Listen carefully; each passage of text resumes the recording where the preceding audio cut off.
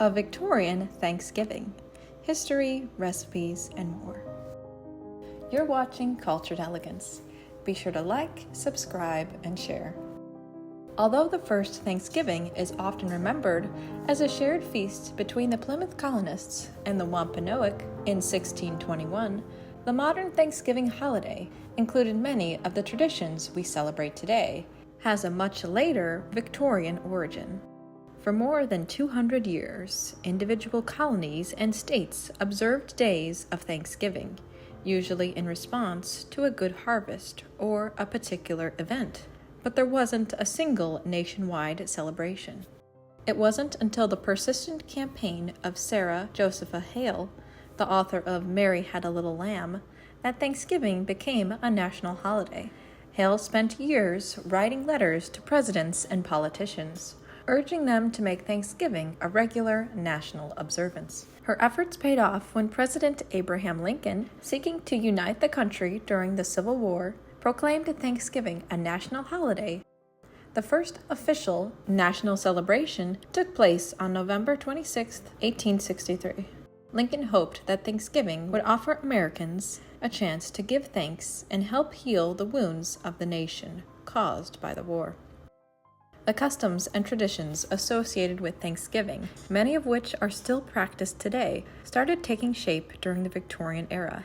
As Thanksgiving became a more formidable holiday, families began to decorate their homes with symbols of the harvest, such as pumpkins, cornucopias, and autumn foliage. The emphasis was on creating a warm, festive atmosphere to celebrate the bountiful harvest. The holiday meal became an elaborate affair, with families gathering together to share a large, home-cooked feast.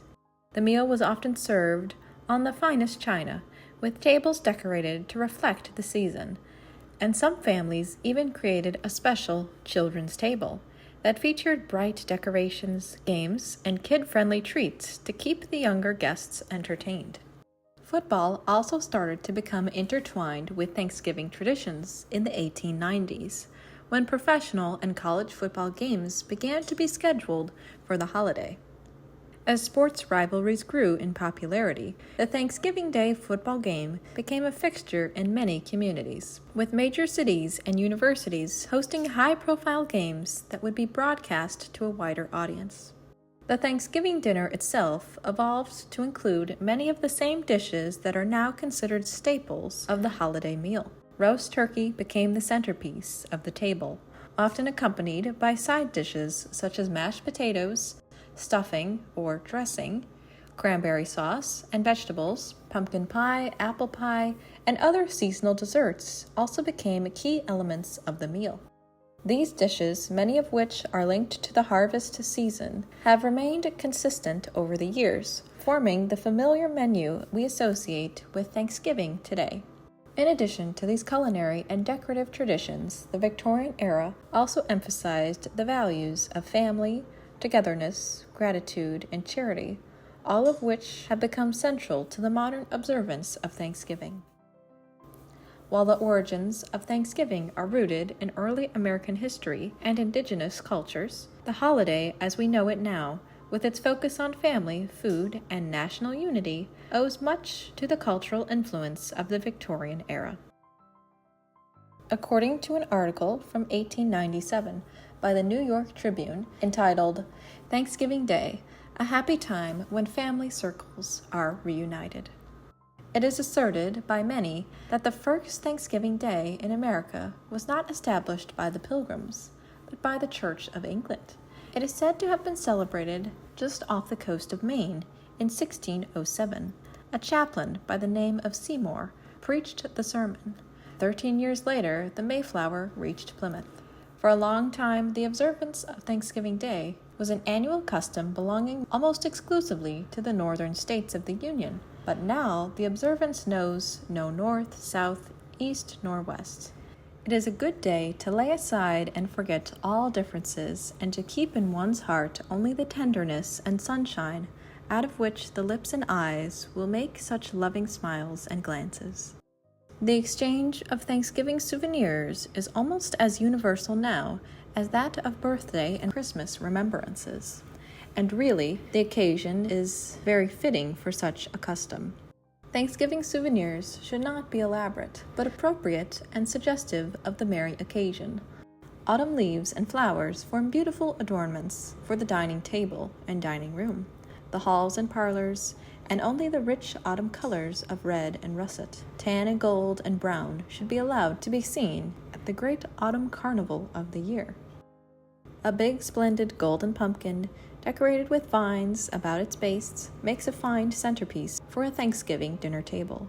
Or just the shell of the pumpkin may be used as a vase, and autumn leaves and berries and vines may overflow from its golden body in the most glorious splendor.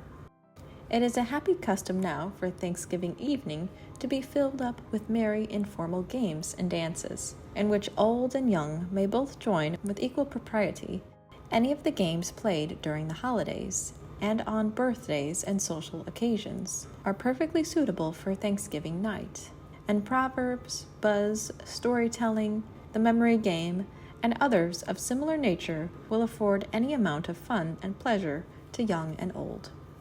One of the best ways to enjoy Thanksgiving is to contribute something to the fund for supplying the poor and friendless with a good, wholesome Thanksgiving dinner. Victorian Thanksgiving Recipes and Menus. From an article in 1892, we are told how to select a turkey. We are then told how to roast a turkey from an article from 1900, and in addition one from 1882.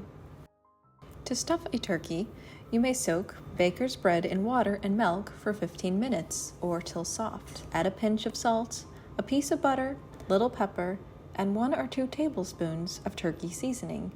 If the turkey is strong after the dressing is in, before serving up, peel 1 onion and lay it at the end of the turkey, as it will absorb the odor.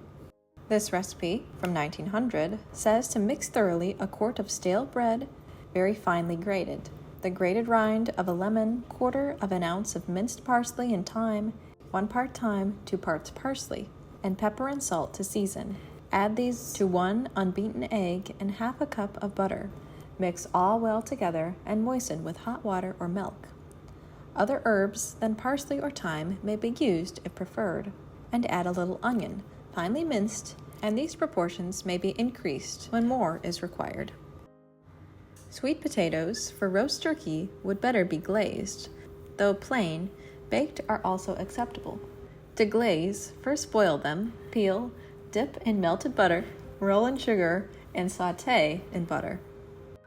Many years since I've had such an exemplary vegetable. In addition, oyster pie and Parker House rolls were very popular. To make cranberry jelly, wash 1 quart of cranberries, put them into a porcelain kettle with 1/2 pint of water and 1/2 pound of sugar. Boil for 20 minutes and press through a fruit strainer into a mold that has been rinsed with cold water. When cool, this should form a perfect mold of crimson jelly. And here we have the recipes for plum pudding, pumpkin pie, and mince pies. For mince pies, add 1½ pounds of meat. After it is boiled, chop fine. Add 1½ pounds of suet, chopped, 3 pounds of chopped apples, 1 cup molasses, 1 pint boiled cider, 1 tablespoon of each of mace, allspice, cinnamon, 1/2 tablespoon cloves, 1/4 cup of salt, 1 nutmeg, 1½ pounds of raisins, seeded, 1½ pounds currants. Cook slowly until the apples are done. Then add juice and the grated rind of a lemon, 1/2 pound citron, cut finely, 1 cup brandy, and 1 cup wine. If one objects to the brandy and wine, coffee may be substituted, and one may use more boiled cider. Use rather a deep plate. Make pies with chopped paste. Before putting on top of the crust, it is well to add a little butter, sugar, and raisins. This was published in the Boston Globe of Massachusetts on November 27, 1895. When it comes to Victorian Thanksgiving menus, we have one here, provided in the Vermont Journal of Windsor in 1889. They have both a breakfast and dinner menu. For breakfast, there's stewed oysters, broiled quail, currant jelly, baked sweet potatoes, lamb chops, tomato sauce, toasted muffins, and grapes. For dinner, there's blue points, consommé royal, broiled smilts, potatoes, mallard duck, cauliflower, canned peas, roast turkey, cranberry sauce, plum pudding, cheese, fruits, nuts, and coffee. Here is also a menu from 1895. Cream of chestnuts, croutons, oysters, olives, roast turkey, cranberry sauce, mashed potatoes, cider, turnips, velvet sherbet, roast duck, currant jelly, Thanksgiving plum pudding, squash pie, mince pies, fruits, nuts, and coffee. At the Union Hotel and Restaurant from 1900, there was soup, mixed pickles, celery, olives, boiled tongue, oysters, roast loin of beef, ribs of beef, brown potatoes, roast turkey, cranberry sauce, lima beans, hot mince pie, French peas, plum pudding, and coffee. And here's an article from 1895 comparing the old and the new Thanksgiving menus. The old menu provides roast turkey, roast chicken, sausages, raised biscuits, turnips, preserves, donuts, hot slaw, boiled onions, apples and nuts, pumpkin pie, custard, fruitcake, and so on. And we can see the new menu, which Delmonico's chef gives the following as his idea of a delightful Thanksgiving feast. And be sure to check out my Delmonico's video in the description. He provides oysters, mock turtle soup, sweetbreads, boiled bass, potatoes hollandaise, turkey stuffed with chestnuts, oyster fritters with cranberry jelly, broiled breast of mallard duck, celery salad with mayonnaise, Roquefort cheese, mince pies, ice cream, fruit, and coffee. The Victorian Thanksgiving was a time of reflection, gratitude, and family gatherings, shaped by both tradition and emerging social practices. Influenced by the broader cultural shifts of the 19th century, the holiday became more standardized, evolving from regional observances into a more nationally recognized occasion. The Victorians emphasized the values of charity, family, and community, often celebrating with elaborate meals, formal prayers, and an emphasis of seasonal abundance. The Victorians played a key role in shaping Thanksgiving as a distinctively American holiday, setting the stage for the modern observances we know today. The Victorian Thanksgiving was a blend of solemnity and festivity, a time for Americans to come together in gratitude for the blessings of the year, while also reflecting on the broader social and moral values of the time. Thank you so much for watching Cultured Elegance. Be sure to like, subscribe, and share, and check out our weekly newsletter located in the description below. Please let me know your favorite Thanksgiving meal and tradition your family follows. Thank you, everyone, and I'll see you in the next video.